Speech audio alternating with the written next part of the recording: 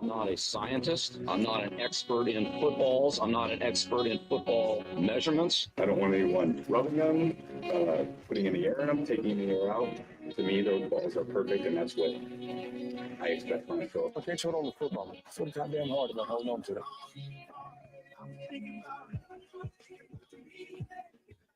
The year is 2013. In 2012, Doug Martin turned in one of the greatest ever rookie seasons by a fantasy football running back. You draft Doug Martin with the second overall pick in the draft. Let me tell you something.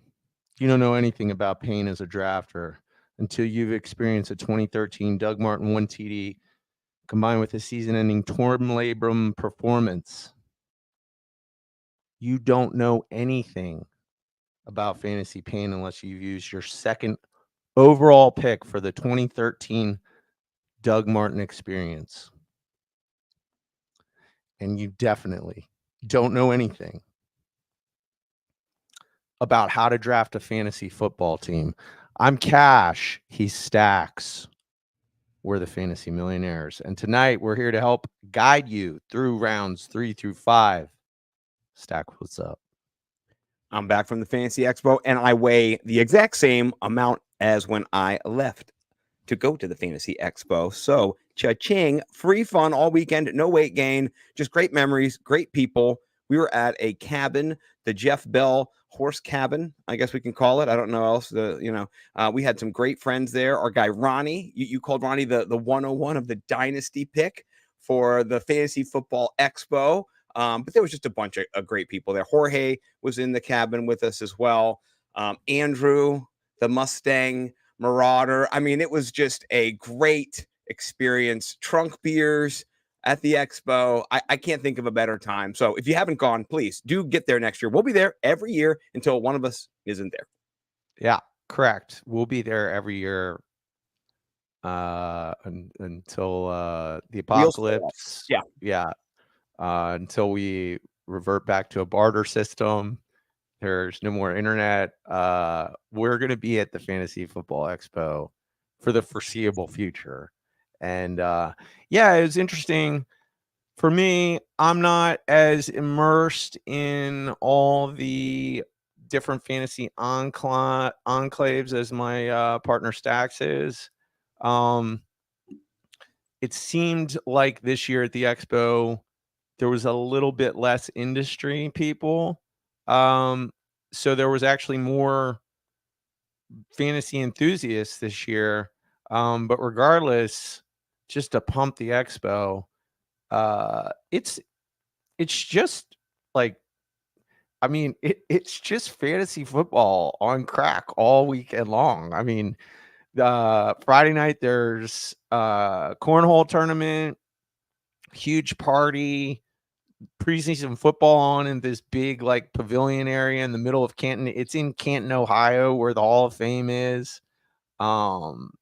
Saturday there was panels, there's booze from all sorts of different people in the industry pumping stuff. Saturday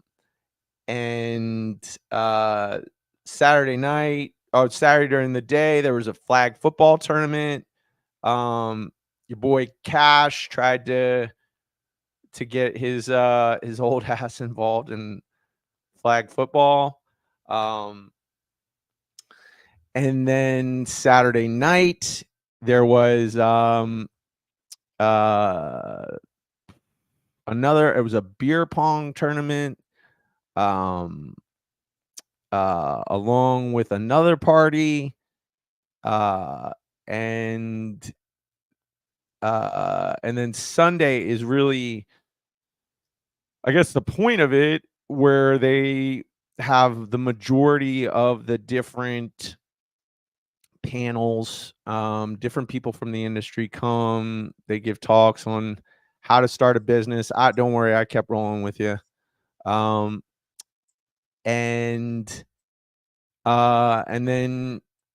then Sunday night, if you stay that long, there's just another party, and there's multiple parties. They do karaoke. I mean, and honestly, man, my experience with the fantasy football community is these really are like the best people. It's really cool how much love there is. It's wild. Like it's wild to experience, and people are working for different companies and in different places, and you would think there would be some maybe kind of competition because of that. I don't see any of that anywhere with anybody. Everybody, there's so much like dudes hugging each other at the expo. Like it's just A lot of it's man love. Yeah. dudes hugging each other like all the time. Like everybody's just giving each other love. And I've already made like dear friends from having gone and started going in 2022. And yeah, just this year again, like getting to meet somebody like Ronnie, like you know I want to get him on the Fantasy Millionaires at the end of the year. You know what I mean? Like when we start doing our guest portion of the show.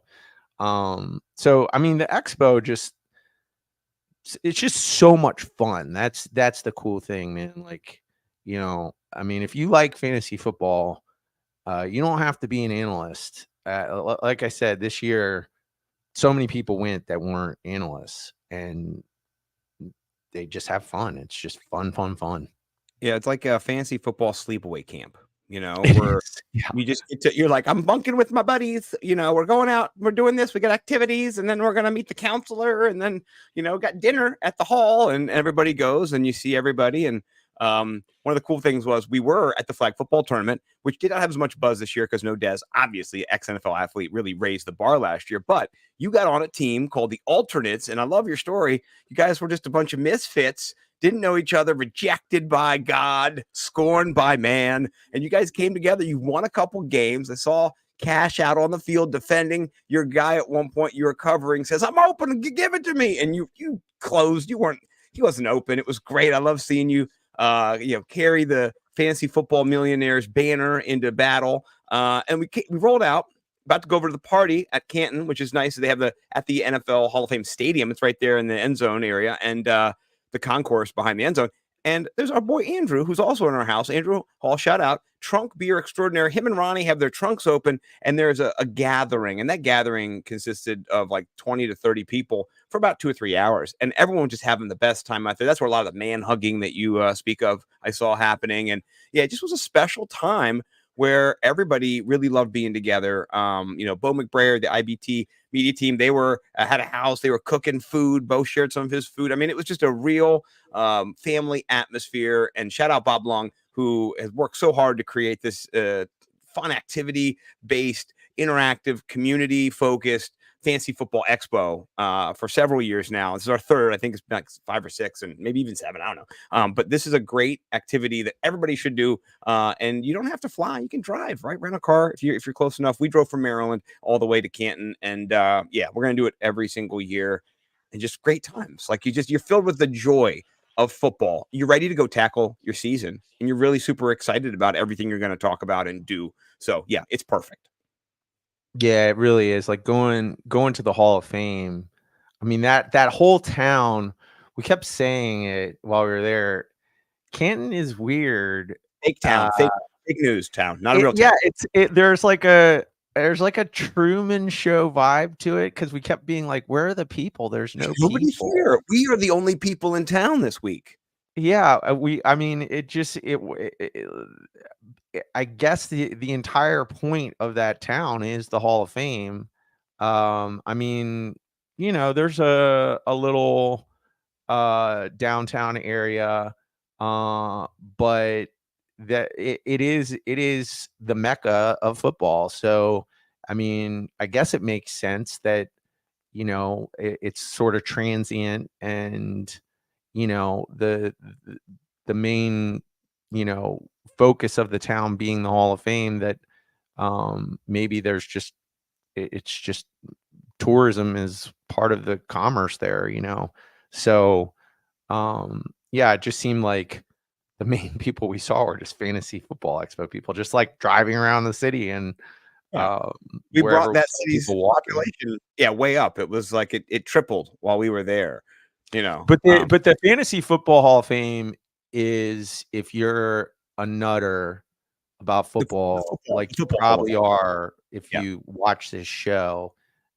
Man, it's such a cool experience to go through. Just, the history of the game. That's our third time doing it. And the best part is two of my favorite parts. I mean, walking through the room with all the busts, it's That's pretty cool. cool. Yeah. That's cool. Like, Yeah. like there's a certain vibe in the room with all the busts. Like it does kind of feel like, you're in like hallowed ground, when you're in there. Like, I don't know, the room has like a cool vibe to it. And you get to see all the busts of every year of all the different players who've been inducted. But then right after that, they have this like cool, cute little holographic movie that is like a halftime locker room speech that Joe Namath's holograph is, and it's really him, unlike some of the coaches that they Yeah. got actors, coaches that have gone to the great beyond, like Vince Lombardi. We think, George Hallis. Yeah. yeah, we think those are like Kevin Arnold's dad played For Vince sure. Lombardi in the holograph, but they give a speech and it's just like, I don't know, it pumps you up, and then you keep going, and then you get to the season in review, and it takes you through kind of like the salient points of the season with different teams, coupled with the sound and the camera angles that give you more of like an on-field experience, and just the hits and just the moves these guys are capable of. It's just so cool. It's so fun to watch all the way Well, through the Super Bowl. It goes through. yeah, and they do they know who won the Super Bowl, obviously. So they focus on that, but they give you kind of just the whole NFL through the season, big plays, things that happen that are big, and then they kind of whittle it down to, the 49ers, the Chiefs, and then they kind of show some of the highlights getting to the Super Bowl and then the Super Bowl. And I didn't want to see Kittle crying again, but you know what? You got to see it. It's what it is. And speaking of Kittle, we are going to talk about him today. And then you talked about the speed, the sounds. Speed and sounds are exactly what we're about today. We're starting our cover boy for today's episode, Mr. Devon Etienne, right? Not a chain. I heard Etienne, right? So like a chew, but Etienne. So David Etienne, whatever you want to call him, Devon Etienne, David, whoever you call him. All right, we know who he is. He is the fastest running back in the NFL right now. One of the fastest, if not the fastest running back in the NFL last year. He played 11 games. He averaged 17 plus points per game. He was electric. I think he averaged over 7.8 yards per carry. Just insane. This guy is a dynamo. He jumped rounds. So what we're going to do today is we're going to start talking about rounds 3, 4, and 5. He's into the end of the second round now. So we didn't talk about him last week, and there's been movement, as there is with ADP. So I wanted to launch off talking about to Etienne or not to Etienne, and I'm going to start with you. Are you, my good friend, Mr. Michael Cash, Kenneth Collins, the third, Leopold, whatever it is, are you going to, if you get a chance to, pick him up in the third or second round, are you going for Devon Etienne? All right. So again, just refresher this podcast. It's redraft. We're not talking standard. We're talking PPR. Always. You three wide receivers in a flex type leagues, and you can kind of base everything off of there. But who does standard anymore? I mean, come on. So here's what I feel led to get into as we move through rounds 3 and 5. A lot of my decision making when I am here is now, like, I think the market has pushed people into rounds 1 through 2 based on safety. Okay. And Christian McCaffrey being the consensus number 1 overall pick, even post calf strain, he's consensus number 1 overall pick because he's the safest. We have data. He's most likely, the odds are still against him being the finishing number one, but it looks safe. And so you move on down the line and it becomes less and less safe, but we have data that the market pushes into this place. I think once you start getting into these rounds, there's sort of different ways to draft. And it really is based on your first, 2 picks. So once you go into round 3, and me personally, I'm not drafting Devon Achin in the second round. I'm not. Mm. I want to draft him. I do. You said he's the fastest running back in the league. He's one of them. Except for maybe Raheem Mostert. Right, his teammate. Right, except for maybe or Jalen Wright, his other teammate. Or Jalen Wright. I'll tell you what, that's one of my takeaways from the Fantasy Expo. The industry loves Jalen Wright. People are hyped on Jalen Wright. So here's my thoughts on Mr. Achin. Okay. Last year, he started 4 games. He had 103 carries for 800 yards and 8 TDs. Wild. Do I want someone with that kind of upside on my fantasy football team? Yes, I do. I do. I would draft Devon Achin in with my 3rd pick. But yes. But the caveat is I'm going for upside here if I feel like I really play. Like, to me, let's say I get Justin Jefferson and Derrick Henry. Okay. I feel pretty reasonable that I have a solid, pair of people whose floor is extremely safe. Anybody could get injured or whatever, but you can't draft according to that. You're looking at just ceiling and floor and, like variability, right? I know with those 2 guys, I feel comfortable that I would definitely so my answer is just I want the upside if I feel comfortable on the first 2 picks. So what about you? I don't think he's going to get to anybody's 3rd round. I don't think that at all. So I think what you have to do is you have to plant a flag in the 2nd round now. At the end of the 2nd round, I mean, if you're the last pick, you can pick him or pick him in the 1st. But I don't think he's getting back to the 303 or the 302. I don't think he's going to be there. I think he might be gone in the 2nd. And here's the thing. I think if you do draft him, you do need to draft Jalen Wright as well. I think that is a handcuff that I would draft just because you don't know what's going to happen. But from what I've heard, Devon Achin is out there running routes. He's running routes from the slot, right? Those are the things they're talking about. And that is scary business. Him in motion, right? Oh, him in motion? What? So I think if I find myself at this point, it all comes down to who's available. I think I'd rather have Isaiah Pacheco. But then after that, there's a cliff at running back. He's the last guy of this tier. After that, you got Kelsey, Laporta, Evans, Allen, Collins, Debo, Cooper, Ayuk, Jalen Hurts, Mahomes, Waddle, Pittman, Josh. It's a whole round until you get to Josh Jacobs. It's just a barren wasteland of running back. So, I mean, I think we talked about this last week. It almost might be better if you don't have a first 6 pick to get 2 running backs and then go to the wide receiver shed and just start hitting it up. And so if he's number 2 for my RB2, I'm okay. If I got Justin Jefferson and then Devon Achin, I'm okay with that. If I've got Tyreek Hill, you're willing to go braids and fades. You're willing to braid even in mid 2nd round. Not mid, late 2nd round. Late, like I might take him with the 3-9 or 3-10, whatever I have coming back, because there might not be any more running backs. 210. The 210, not 310. Yeah, 210. I might take him at 210, depending on the tiers of running backs. If Derrick Henry's there, if Isaiah Pacheco's there, a bunch of people are there. I'm not worried about it. But if those guys are all gone, it does mean wide receivers have been pushed, and we talked about that kind of.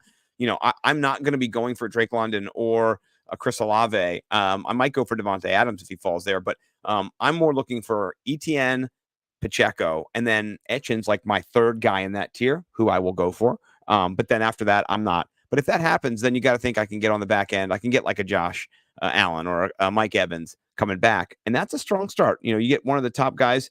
I just the only thing I would not do is have Tyreek Hill and Etchen on your team. I think that's a little bit, team stacked. I don't like doing that. But besides that, I think if you draft anybody else but Tyreek Hill in the first round and your back end, you could do it. So, what about Raheem Mostert though?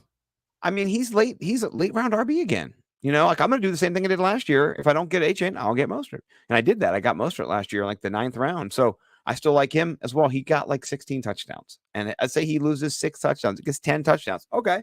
That's an RB2. I'll take it, So, yeah, I'm okay with that too.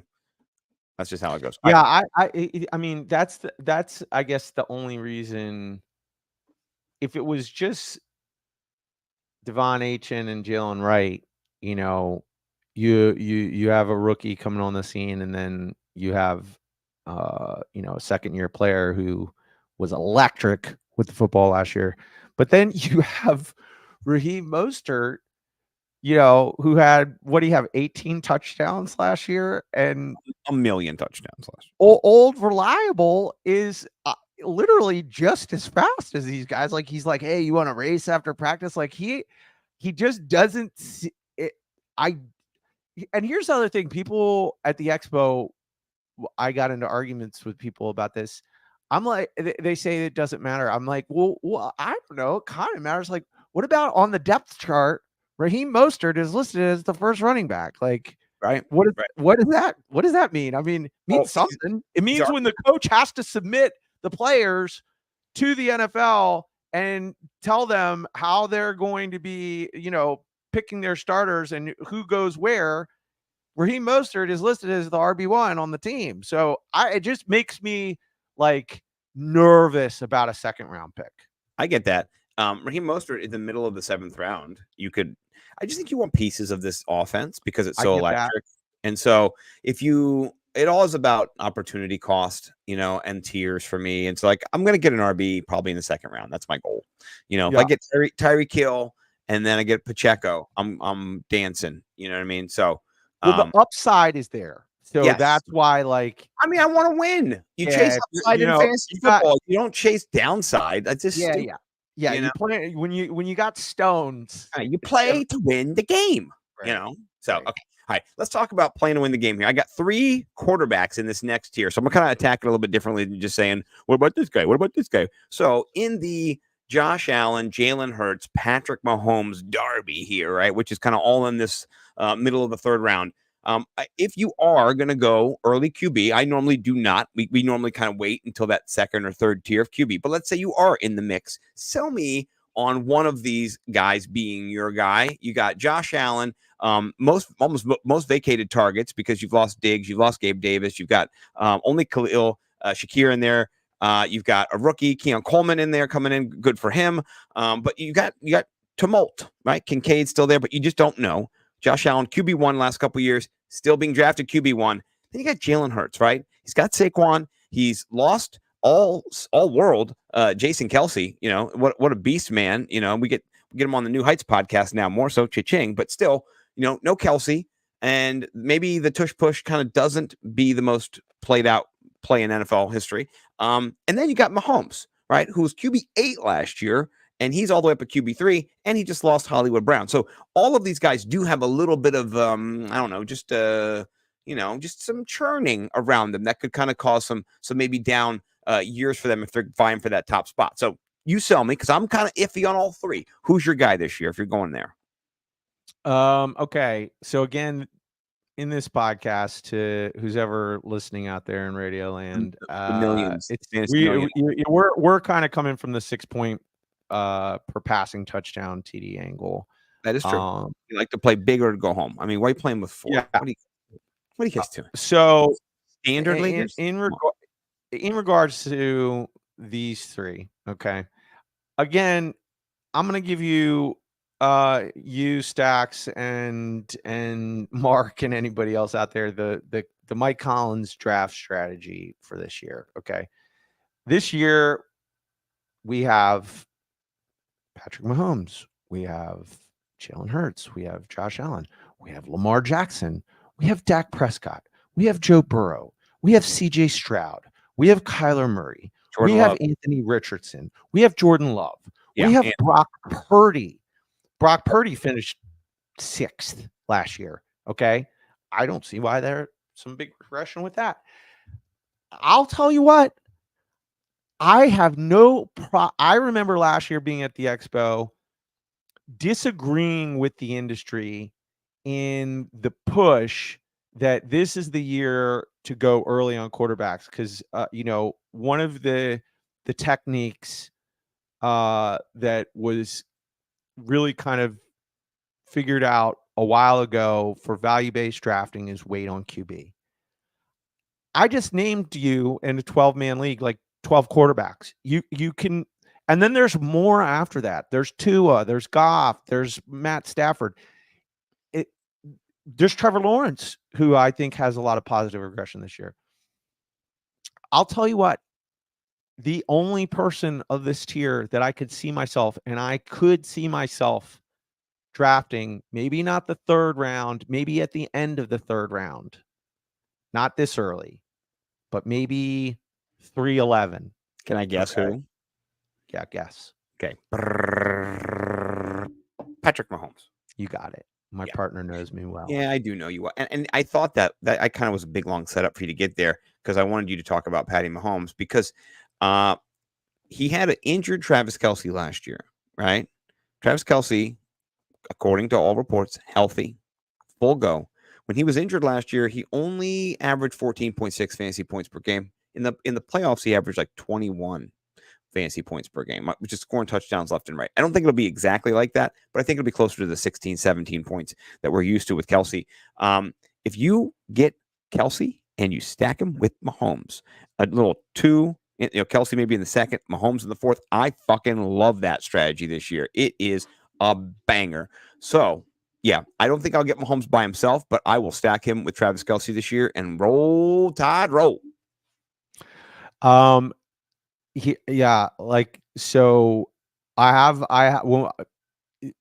have thoughts on tight ends too. Somebody that kind of got skipped over was Laporta, so maybe we should go back to him. I think we can segue him into some tight ends if whatever is in this rounds. But in regards to Mahomes, okay, he had probably his worst year as a pro last year. 2019, he had 26 touchdowns, 4,000 yards, but only 5 interceptions. Okay, last year, 27 touchdowns, 14 interceptions, 4183 for yards. I'd say last year is the worst year he ever had. They won the Super Bowl. Like he took to me, Patrick Mahomes is he's not so I was talking with Edwin and Jorge at the draft, and credit this to Edwin. He was talking about how they had some type of like biomarkers on him that were measuring him in like pressure situations and stuff like that, and he has the Michael Jordan gene. It was showing how when the other team had the ball, they were potentially scoring or whatever, heart rate spiking, all sorts of like stress markers. And then when he would have the opportunity to make a play in high intense pressure situations, according to his biomarkers, they were like serial killer. Like he was absolute, like all the different ways that they were measuring like oxygen intake, heart rate variability. Homeboy, Patrick Mahomes is a sociopath in those Ice situations. in his veins. He's the Ice ice. in his veins. And now he did that last year in a situation when he should have had no ice in his veins. He grew Rashee Rice out of the goop of the chaos of the Kansas City rookie wide receiver experience and turned him into one of the top end receivers Speed in the league. racer. Yeah, speed racer. He's out there. Now he adds Hollywood Brown and Xavier Worthy with Travis Kelce. To me, it's the best wide receiver class he's ever had. This is a guy who's thrown for over 5,000 yards twice in his career. He's thrown for 50 touchdowns. He's thrown for over 40 touchdowns. I think Patrick Mahomes is QB1 this year, and he's the only person I'm pulling the trigger on early. I like your your velocity on your fastball. It's right in there. Only concern I have, and maybe Bo will talk about this one day because he likes to talk about the too high safety look. The too high safety look has just kind of changed the way that the NFL has defended the deep ball, and it's brought long passes down, and it basically means you've got 4 people back there with the cover corner and the 2 safeties to police, whichever side you need. You can get 2 on each side. So it's nice to have 2 guys against 1, and particularly the regression of deep throws has happened. And so my concern for this is, right, if Xavier Worthy can beat press man coverage, if he can get out in behind space and do the Tyreek Hill bit where he catches and then he just goes to the house because no one can catch him, that could be the play, and same with Hollywood once he gets back from his injury. But I'm worried if it's dink and dunk city still with Rashee Rice kind of, and I think Rashee Rice is going to be the wide receiver 1 on the team now. He'll be there. He's not getting suspended probably. That NFL's pretending like they didn't even hear the news. So I'm just a little worried about that, and I think there'll be a couple of issues related to that. I'm not against him being top 5. I might put him in the top 5, but I'm not going to put him top 1, just given the variability of the too high safety changing his just modus operandi, which was chucking it deep to Tyreek Hill and letting that guy go to the house. He doesn't have that. Tyreek Hill took his talents to South Beach. He's got 20 touchdowns. So some of those touchdowns are 2 now. So I'm not fading him, but I don't think I'll let you do it because I've never drafted Patrick. So one thing in rebuttal to that is that the too high safety look would work well when you have only Tyreek Hill and Travis Kelce as your weapons. But now they have 2 Tyreek Hills with Hollywood Brown and Xavier Worthy. Like they're not going to be able to use that defense if Xavier Worthy is half much better than MVS. Like the problem with that team last year is MVS, like they were beating coverages and plays on that, and he would just drop the ball. Like all they need is somebody like having Hollywood Brown and Xavier Worthy as your right and left wide receivers, and then having Rashee Rice in the slot. And then now you also open up the field for Kelce. To me, I've just never seen them have this depth at the position before. So I'm with you, except for the injury to Hollywood, and I think that kind of derails the excitement to start the year. I think it'll be limited. It does, but it's AC joint sprain. I don't expect it to be something that is, I've gotten nervous about that injury before, and they all these guys just seem to play through stuff. I mean, they do. I think that was maybe the same issue kind of that Debo had a little bit last year, and he got dinged up in the Super Bowl, or in the championship game. I think from the receiver show, like it doesn't just clear up right away. So I'm a little, I'm just going to see. I'm going Rashee Rice, not Hollywood. If you're looking for draft value. So all right. I don't want to go backwards. So, but I am pro Sam Laporta. I think we talked about him a little bit on the end. I am definitely pro him. I don't think I'll be getting him here because there's other tight ends I like that are a little bit cheaper, and we'll get to some of those guys. But give me your 2 cents real quick on Laporta. Sell him elevator pitch. You got 30 seconds. So I'm against drafting tight ends early this year too. I think there's depth at the position, and yes, I agree. The unless Travis Kelce gets you 300 points, the delta at the position, I think you are wasting draft capital when you draft somebody even if Sam Laporta has 10 TDs, it's what did he have last year? 242 points in the BFF scoring system. Okay. Yeah. And pretty comparable to most PPR scoring systems. Okay. That's 14 points a game. That's nice, but there's other people in the second and third round that could potentially get you 19 points per game. Right. Yeah. And there's Evan Ingram got you 13 points a game. Travis Kelce got you 14 points a game. TJ Hawkinson got you 14 points a game. Now, and then there's George Kittle. There's David Njoku. There's Jake Ferguson. There's Trey McBride, Dalton Kincaid. You're talking about all the guys we're going to talk about. So slow down. So you name like three. Slow down. Yes, I agree. Your point is taken. Sam Laporta is too expensive. I agree. I concur. Okay. All right. We're the elevator has hit the top of the floor. Okay. So now here's what I want to ask you. I've talked about this with Denny Carter yesterday on the Wide Receiver 2 Theory, episode 4 of this season, getting ready for the drop on Friday of my article. And this is the Deebo Samuel, Brandon Ayuk, either or, right? A couple years ago, last year, Brandon Ayuk was being drafted wide receiver 23, right? He finished wide receiver 12. And our boy Deebo was being drafted wide receiver 11, 12. He finished wide receiver like 13. So Deebo is right in that zone. Now Ayuk is in that zone. If you could pick one of the two, if you're only picking one this year, if you're going to get one of these guys, who do you want? And tell me on why. Okay, let's pretend that Brandon Ayuk is going to stay with the 49ers. Stays, right? Yes, he stayed. He's a 49er, and he's on the team. It doesn't look like that. I mean, it just keeps the news just keeps trickling. It sure is a back and forth saga.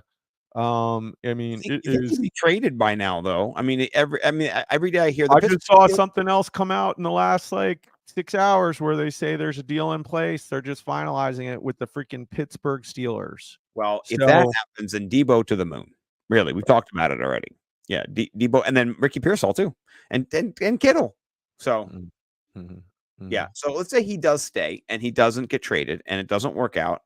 Are you then leaning Ayuk, or are you thinking that it's still Deebo? I think it's still Deebo.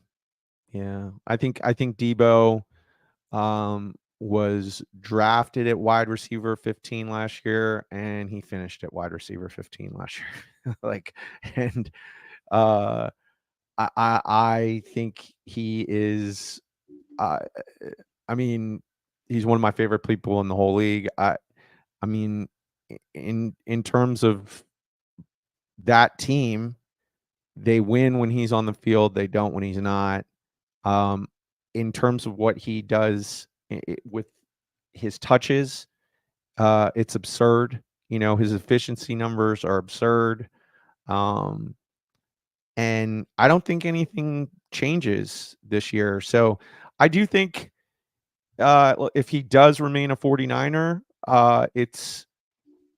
they're both valuable, it's a really good 1 and 2. But if I'm going to pick, I would rank Deebo ahead of Brandon Ayuk. I would rather have Deebo Samuel. I think, studying their numbers and looking behind, got to be nimble with numbers. Brandon Ayuk had 1,500 air yards and Deebo had 750. So they play different positions on the field and different roles in the 49ers offense. Brandon Ayuk is the downfield threat. He's the home run, right? That's who he is.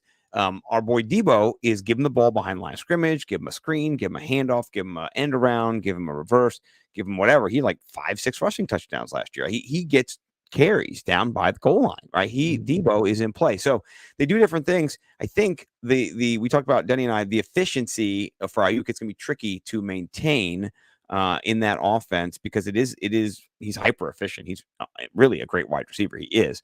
And they do scheme for him. So I think I'm leaning Deebo, but I think if you're looking for upside, I think you go Ayuk because I think he's got more upside. And I think you look at Deebo Samuel, he's got more consistency. Like you said, he's the heartbeat of the team. They need him. But when Ayuk goes off, he goes off. He gets you 2 touchdowns, 180 yards.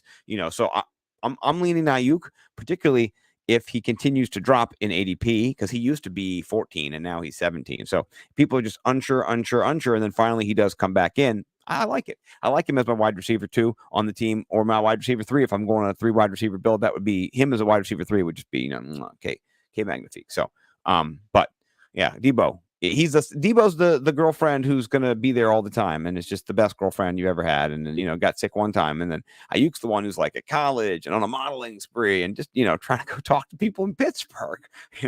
So no. All right, let me ask you this: out of Brandon Ayuk, Jalen Waddle, Devonta Smith, the wide receiver 2 theory, Yes. which one do you want there?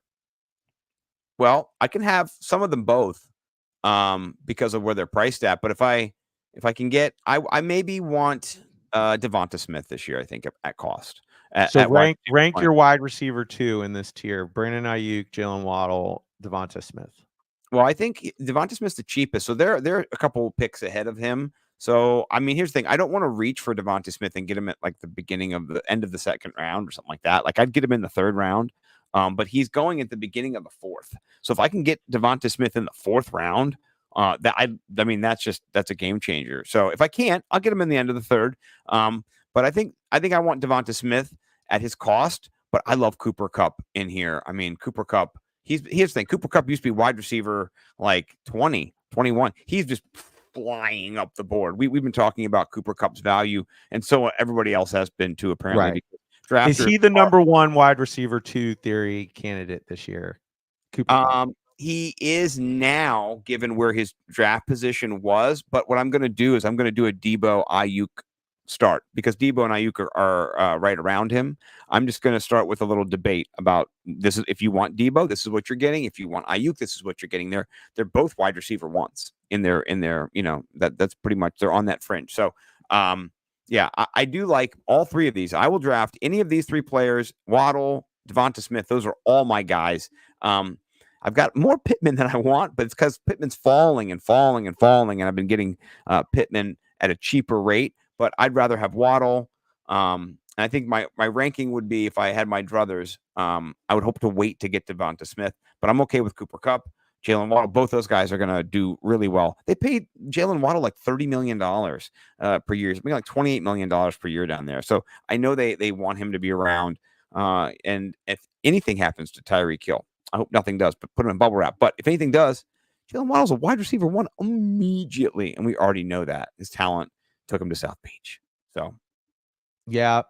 I think out of all of them, I think Jalen Waddle's my guy, or Cooper Kupp and Jalen Waddle. Those are I'd probably go Cooper Kupp, Jalen Waddle. Here's what I've heard from people about Devonta Smith. Denny Carter came on the podcast yesterday, and he said that in Kellen Moore's offense, he has been unstoppable. He's just, no one can guard him. And so, I mean, that's great news to hear. The only reservation about that is that the Eagle secondary could still be very, very bad. I mean, they did draft a white guy. That's all I'm saying. So Cooper about to get Dijoned by Devonta Smith. So I don't know. I mean, I'm kind of teasing around there, but I think all the reports for Devonta Smith this offseason is he is thriving. He's thriving. So I'm just hoping that he kind of goes under the radar in our league, and I can just scoop him up, because I want him so bad. I'm not gonna lie. Denny Carter called him the cover boy for wide receiver 2 theory this year. He said he could out score AJ Brown, which, I mean, I said that last year. So he's saying crazy shit like I said this year. And I'm buying. I'm not gonna not draft AJ Brown. We talked about him last week. He's stud method, man. We love that guy. But in this offense, it does look like Devonta Smith is getting wheels up. So I'm for him this year, and I think he outperforms his wide receiver 20. I bet he's wide receiver like 15, 14, 13, something like that. Yeah. Okay. Who should we get into next? Well, here's a question. We've got a little running back blitz here going on with your boy James Cook, Rachaad White, who finished RB4. He's RB13, so he's got a huge discount here. And then Josh Jacobs, who he just won't go away.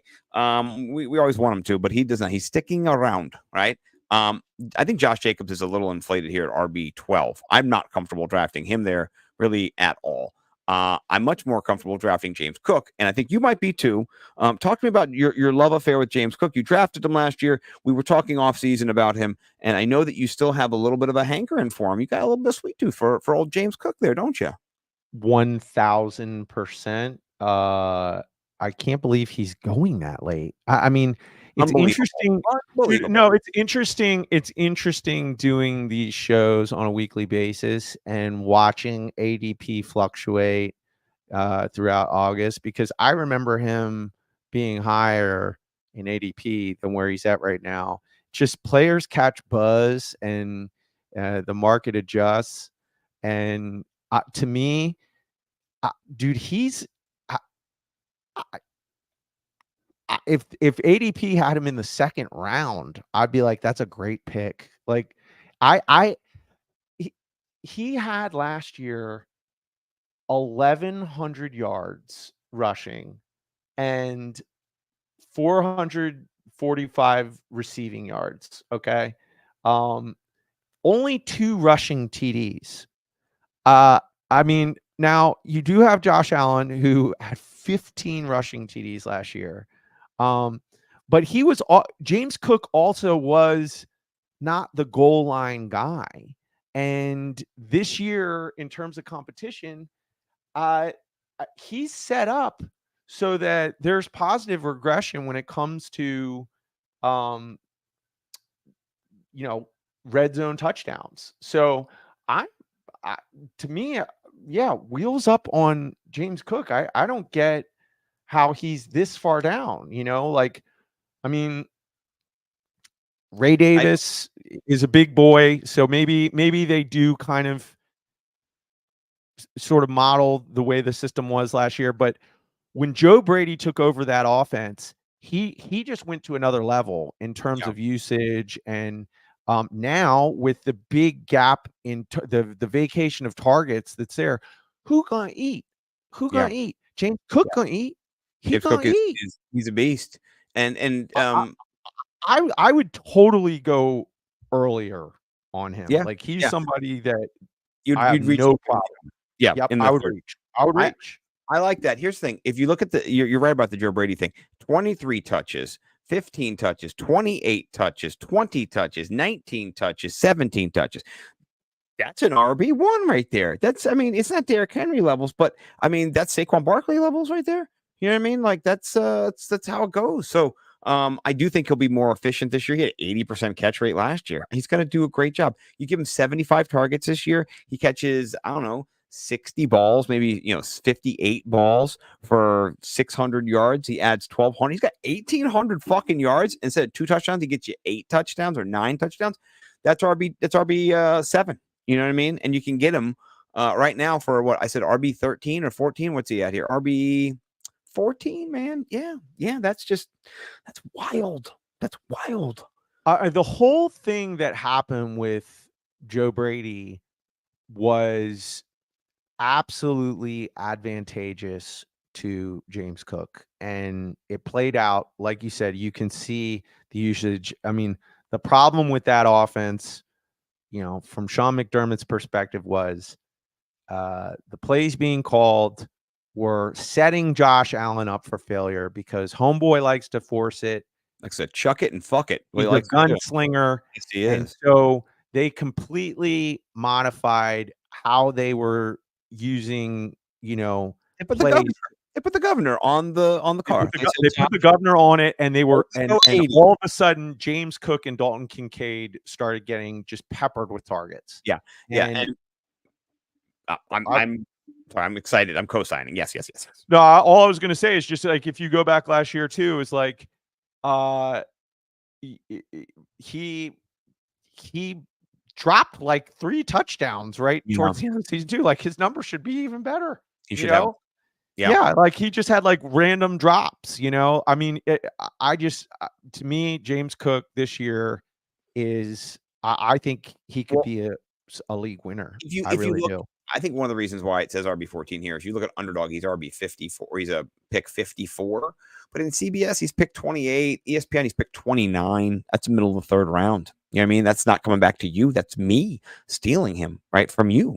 So that's kind of scary for you there. I'm not going to lie to you. I don't think he's going to get to the 4th round in our league just because of you or me. But I don't want to scare you away. All right, let's talk tight end, because you talked tight end before, and you said you kind of wanted to get down here, and then you mentioned every fucking tight end in our tier that I wanted to talk about, but you didn't get into them. That was fine, but you mentioned them. couple of your boys are down in here, and we'll talk Lamar. I like Lamar. Lamar's fine. You want to get Lamar? Go ahead. He's not the MVP this year, like Bo likes to say, but he's fine.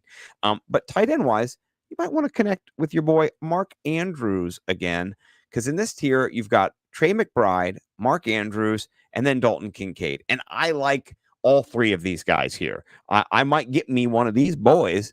I might get Ninjoku as well. I'm not sure, but these are some good boys here. I like all these boys. Any of these boys you wrangling to get? You get McBrided? You trying to get all Andrews, or are you getting Kincaided? Yeah, I gotta say, I just like I said, thinking about all these guys, So many guys.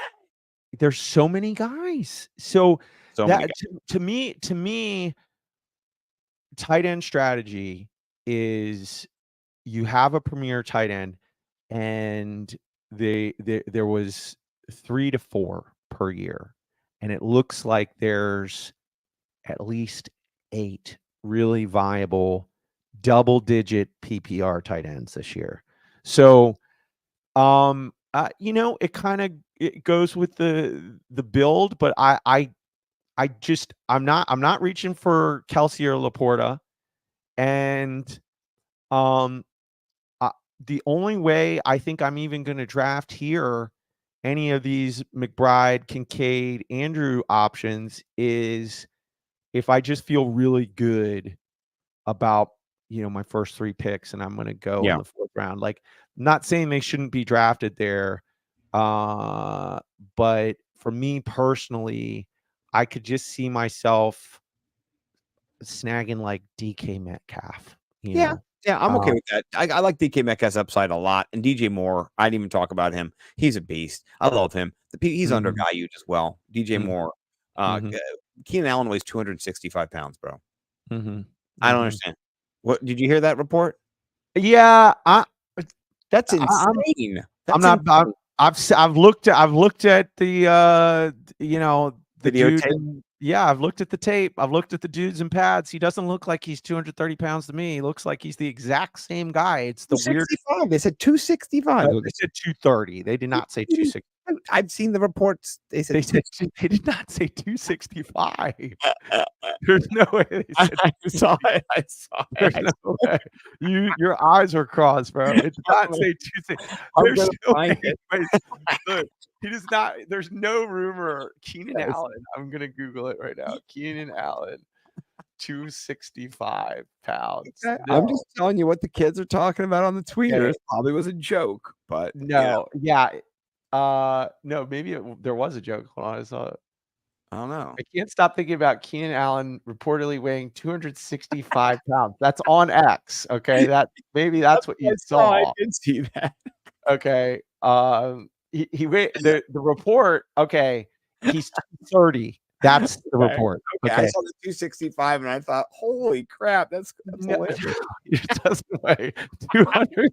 He would be like so fat if he weighed He's a 265. tight end now. I'm like, No, holy no, shit, that's huge. yeah, Oh, no, it's so funny. no. Okay, he weighs 210. That's his Normal. historical weight is 210, and they're saying he weighs 230. I looked at the tape. He looks Doesn't good. look. He doesn't look any different. He looks Okay. like the same dude. So I'll be honest with you. Keenan Allen is uh somebody that I am going to be targeting in my drafts because Well, you're jumping into next show, so you can yeah. say Okay. that one. Yeah, it's not even. I'll No zip it up on Keenan Allen, but save, when it comes to DJ Moore, he is a bit of a fade for me. He's a fade. Ooh, a fade. He's a bit of a fade. Bit of a fade. Slight fade on DJ Moore for Cash Collins. Here's the thing about it, right? He's wide receiver 22 here, ADP 40 overall. But if you're in ESPN, he's closer to 50, right? So that's different. CBS, he's 41, but ESPN, our league, he might fall 5th round. You never know. Fourth, 5th round. So if he's my 5th pick, I would just do cartwheels because that just is. I got him last year in the 4th round, and he was a top 5 wide receiver all year. And he wasn't wide receiver. Oh yeah, dude, he finished like 5th. So Yeah. it's crazy that I'm fading him, but I'm fading him for the same reason I'm fading Stephon Diggs too. Okay, is, that's a good question. I was going to ask you, what about Diggs? Because he's right there as well. Good yeah, transition. I like that it's part. the same reason. There's the depth of talent at wide receiver. It's like I'm not reaching, and I'm probably fading this current iteration of ADP. You know, Yeah. I'll draft Stephon Diggs. I'll draft DJ Moore. But who knows how it's going to be? You know, Rome Adunze. Doomsday. He's the truth, bro. Like, Yeah. He's the new Keenan Allen. You have 3 amazing wide receivers, and Keenan Allen, to me, he's probably going to make it into the Hall of Fame. I don't see why he isn't still going to be the best wide receiver on that team. Then you have with Stephon Diggs, you have Nico Collins and Tank Dell, and then Stephon Diggs is 31 years old. I'll draft Stephon Diggs, but I'm nervous about it. Like, I'm nervous about it.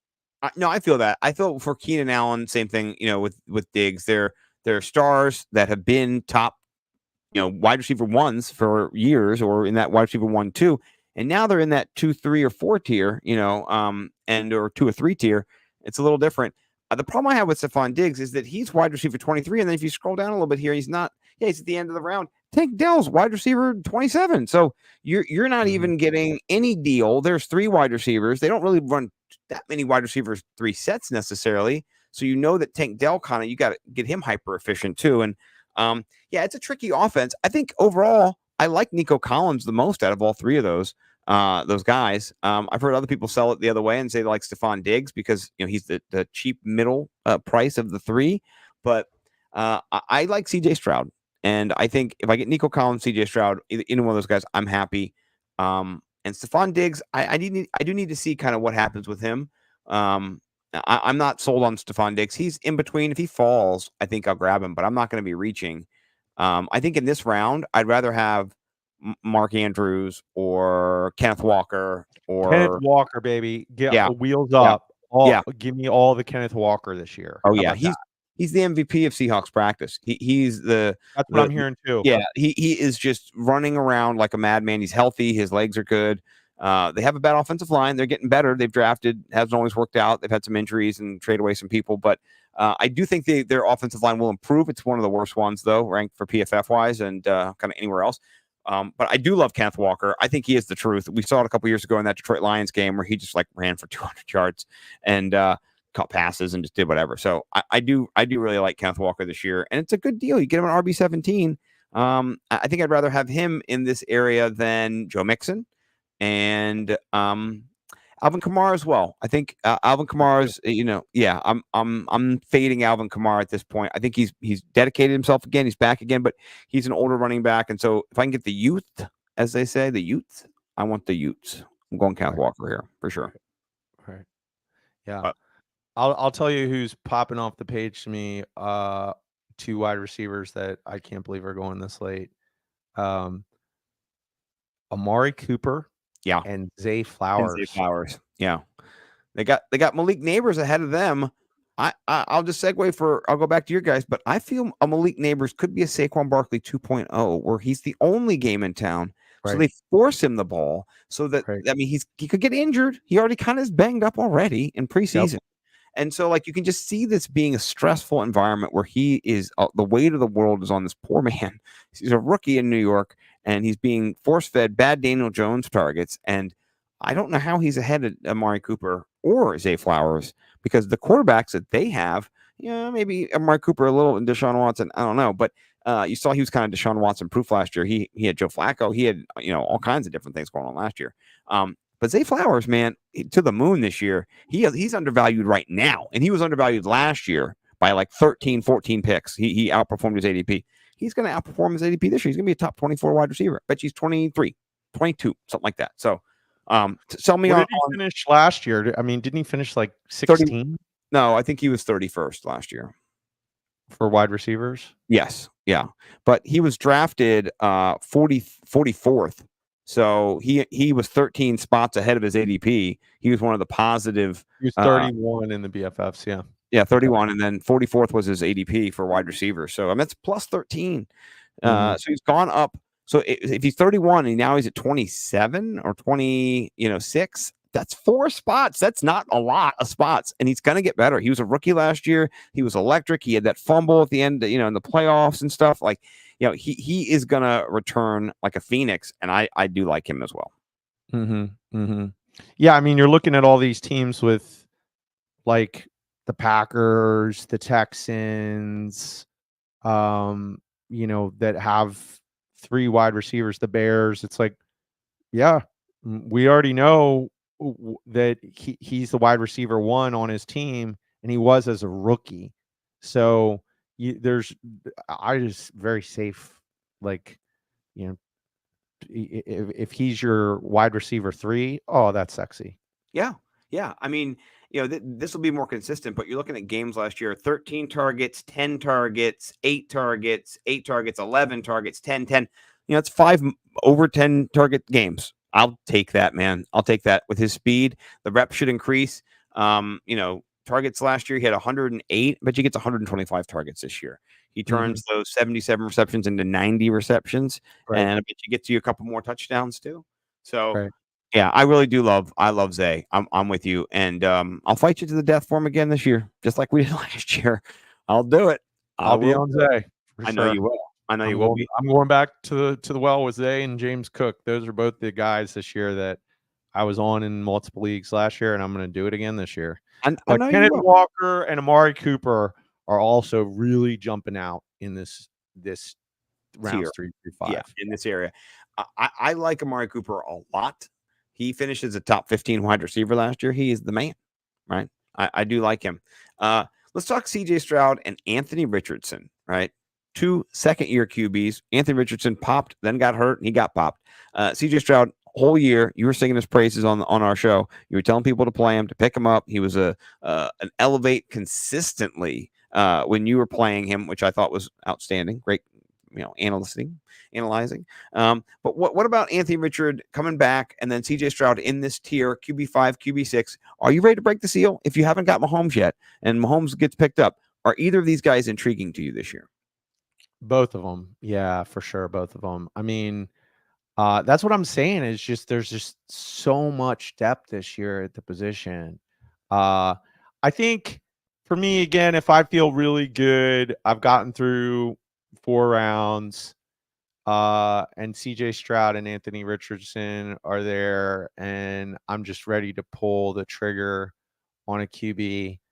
It's possible. I probably still wait at this point, because where's Jordan Love or Joe Burrow in the rankings? Like, I mean, Joe Burrow's the last quarterback in round 5 for us. So you could pick him up at the end of the 5th or beginning of the 6th, and then you've got Joey B. Yeah, I'm still such a Joey B guy that I'm gonna have Joey B over both of these guys. Now, Anthony Richardson, there's so much buzz. A lot of people out there have him projected for 700 rushing yards.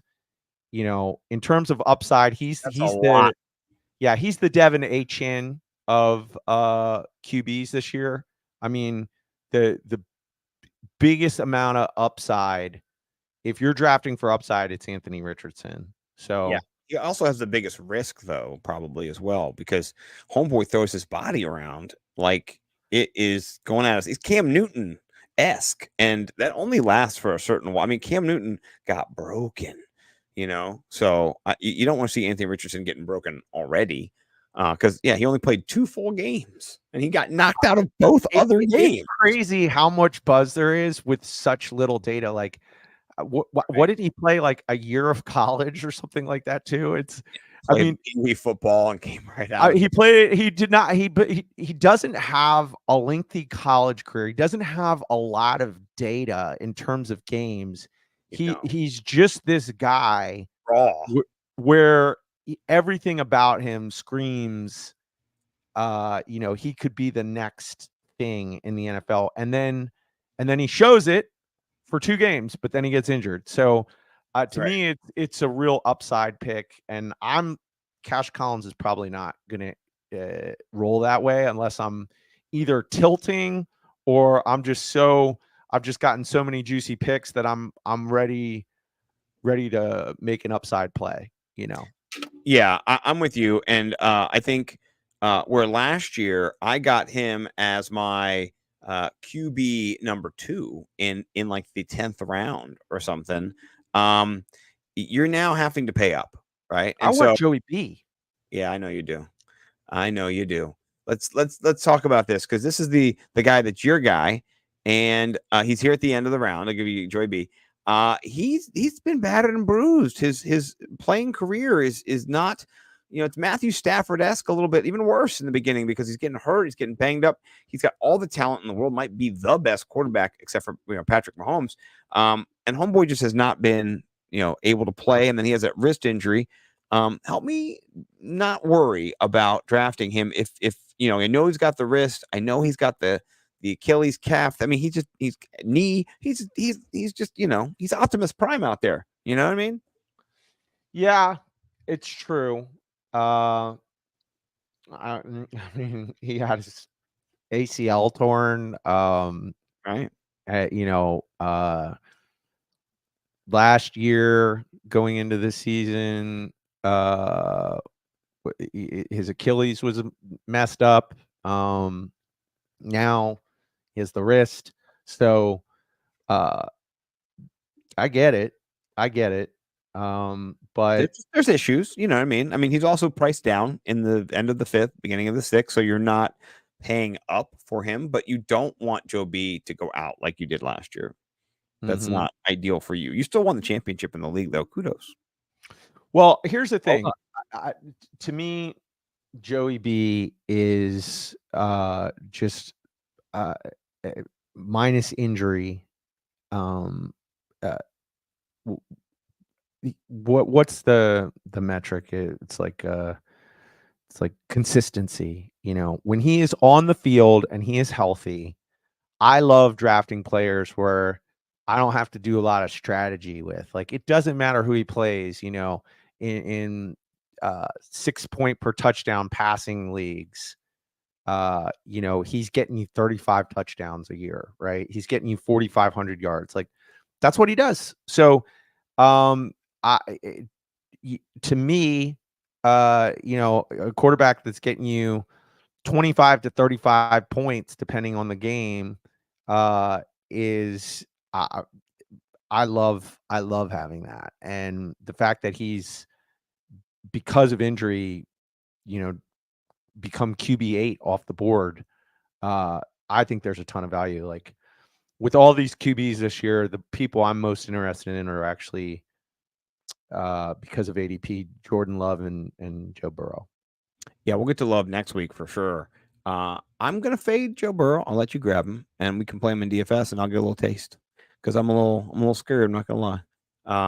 Yeah. With that being said, we are up against the clock. Well, one more thing we need to talk about in this zone of interest, because we'd be criminal if we didn't talk about George Kittle and Kyle Pitts. Kyle Pitts has Kirk Cousins. He's got a real offense there. He's got no Arthur Smith, who, even though he loves tight ends, he didn't love Kyle Pitts, which was kind of weird. Like, they've targeted the tight end probably the most, but it went to other guys, and he got some of the targets. But Jonnu Smith had the longest touchdowns from tight ends last year. Jonnu Smith was out there just record-breaking touchdowns, and Kyle Pitts could barely get on the field. Well, not I'm just saying, but Kyle Pitts once again is being drafted in the first couple rounds, in the first 5 rounds. I don't think he's ever gone out of the first 5 rounds, right? So he's kind of the cheapest he's ever been right now, which is still pretty expensive for somebody who's kind of done nothing to earn that spot. You know what I mean? In the FFPC, which is more competitive, it's got a little bit more higher stakes. He's fucking pick 35. He's pick 35. That's insane, right? To me, that's stupid. That's dumb. But then you come over here to Yahoo, he's picked 77. That's criminal. That's even dumber, right? So it's somewhere in there is the right fit for Kyle Pitts. And so using George Kittle as a measuring rod for Kyle Pitts, I think it's a good standard for us to look at, right? If you're in this zone of interest and you need a tight end, you didn't get any of the big boys, Kincaid just went, I scooped up Mark Andrews, whatever, and you want a tight end, you're like, I'm getting a tight end right now. This is the tier I need to get in. Are you getting into the Kittle business, or are you getting into the Kyle Pitts business? I gotta say, I I probably am gonna be fading these guys at that ADP. Fades, no braids. These are guys are fades. Yeah, they're Kittle is the more Brady option to me. Again, Kyle Pitts the upside. I would like around there. I'm getting close to wanting to draft him. He is. I have Kyle Pitts, trauma from 2 years ago when I literally drafted him on every team, and I Yeah. was drafting him in the second round. You were making bad choices. You and Bo. Yeah, no, I was all hyped up after his rookie season, and he broke the career rushing yards Receiving. for a tight end. Yeah,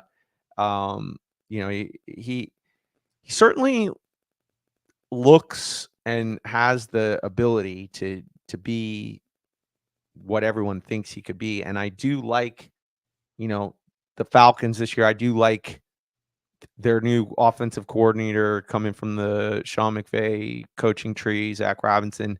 I do like kind of the word that he really could get used more in the slot. So I'm kind of at this point, I'm where he's at right there at the end of the 5th round. I am starting to get interested for sure. Kittle to me is you just, what you're going to get. So Pitts has more upside. So I probably am kind of more leaning Kittle, but I get it depends on the build, Yeah. Yeah. Last year, our guy Kyle Pitts, different offense, but just so the role, he had 1,000 air yards, which that's good. That's you like that. And that you juxtapose that with our boy George Kittle, and George Kittle had 855 air yards. They both had around 17% target share, which was good. 90 targets for Kittle. I'm not sure how many targets. Let me scroll down here and see how many targets for. 90. They both had exactly 90. So I think they're both in that range. I do think that the ceiling is higher for Pitts this year than Kittle. I think Kittle will have the games like he does where he gets you 20 points and then he gets you 3, he gets you 1, he gets you, so I think he'll do those same things. Oh, this is actually not him. That's Kyle Pitts. But Kittle does that, where and I heard Mike Wright talking about on the footballers, he gets you 4, 6, 16, 1, 27, so you get these big games from Kittle, and then you get like he wasn't needed. It was a Christian McCaffrey game or it was a Debo game. And so I think Kyle Pitts will be needed more in his offense than are either one of those braids or fades for you, or are they just yeah, I think if I can get Kyle Pitts in the 6th round, I will. I'm not going to braid him in the 5th. Just for me, it's a little too early. At the 503, I can't afford that. But if he comes back to me in the end of the 6th, which I won't. I'm not going to get Kyle Pitts. He's not going to be. I'm not reaching for him. Put it that way. So okay. Yeah. Anybody else? T. Higgins, George Pickens. I think I like T. Higgins bouncing back. He was wide receiver 13 last year. That's where he's being drafted. So 15 spots later, I'm okay with this. He's not in my wide receiver theory column this year, but I nothing wrong with that. And Pickens is all dependent on Ayuk. If Ayuk goes there, then Pickens, poor guy. He's just going to be yelling and screaming and standing in front of the TV more. Yeah, 100%. Pickens screams value if there's no Ayuk. Yeah. So yeah, get those guys. All right. That is the wrap up for rounds 3 through 5. If you guys want to continue the discussion, please hit us up on Twitter. We'll talk about any of these guys. And we'll braids and fade you. Let me be the first to jump in with my video. Make sure this is not muted here. Unmute the site. Okay. So for 3 tweets, which is now rated X or X rated, however you want to say it. I'd go to my old standard reliable Mr. Dennis Carter III Esquire. While we were at the Canton Expo having a great old time for the fantasy football, it was Denny again going viral. He's got 10,000 here. I did retweet it. It says Diggs saw one other guy catch a pass and spent 7 minutes doing this. Enjoy.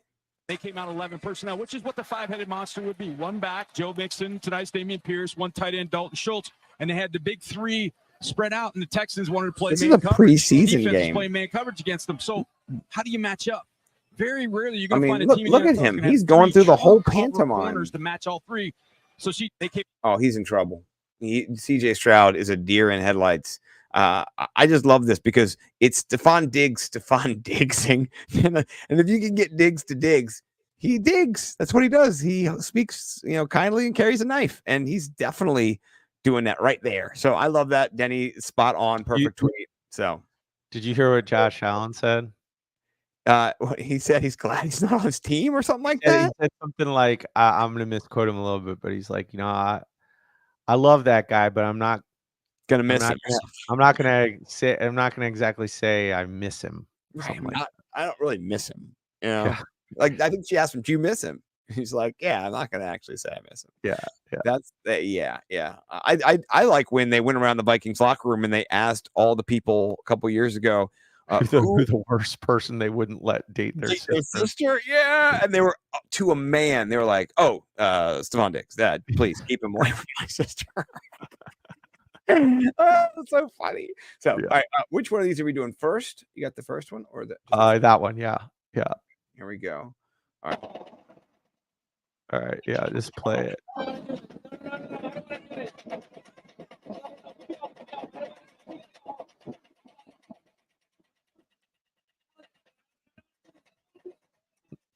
It's like a minute and a half. I hope he passes out multiple times. I don't want to do this. I don't want to do this shit. Oh my god. I want to do this shit. Holy shit. I don't want to do it. I can't do it.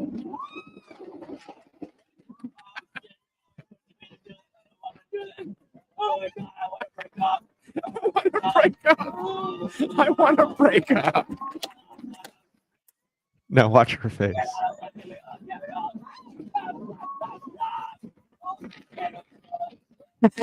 She starts looking sick too. Did he take a shit? I can't do this. He breaks up with her. Now watch her. She starts getting sick. She goes from like pretty to ugly. It's crazy. It's so real. Like he looks just like a giant piece of trash the whole time. Right. But then like now she's like about to start barfing and stuff because she's like so happy to be with her boyfriend. And he's screaming, "I want to break up with you." Yeah, and then he like breaks up with her mid roller coaster, and then it's so weird to see her face change. Right. So right here, look, very, very happy, very beautiful, very pretty, smile, teeth, and then finds out, and then She starts like she's about to throw up. yeah, and not good. Look at that. Yeah. No, that poor girl. She should have listened to her man, though. I'm sure he told her multiple times before they got on the roller coaster that he did not want to do this because it looks like he did not want to do this. Yeah, that poor girl. I think you win. I think you are the winner, my friend. All right. I was definitely laughing at yours. I got another somewhat kind of long one, but it's more football related. So here you go. Okay. Let's get this in here. Dun, dun, dun, dun. We got a special place in my heart for quarterbacks who aren't afraid to get their hands dirty. Sometimes a bogey needs a little talking to, right? And it hits the hardest when the team leader's the one doing it, getting in their face, right? And it's a huge boost for team morale. When your quarterback's engine's turned on, he's a little fired up. Look at that. Give me up. I got something to say to the fans. First down, baby. First down. That's one of the greatest plays in NFL history, boys. I love Baked Man. How about Matt Stafford? I was not expecting this video to take the turn that it did. It's off the first. So It does keep get that it in mind. Look at this big time somersault, and I'm right back up. Did we lose a couple screws on that one? Sure. But the team's fired up, right? Team's fired up. Coach isn't happy. Coach is pissed. No. Coach is pretty upset. He's like, I can't let my franchise guy take those hits anymore. Speaking of hits, man, allow me to introduce you to Jay.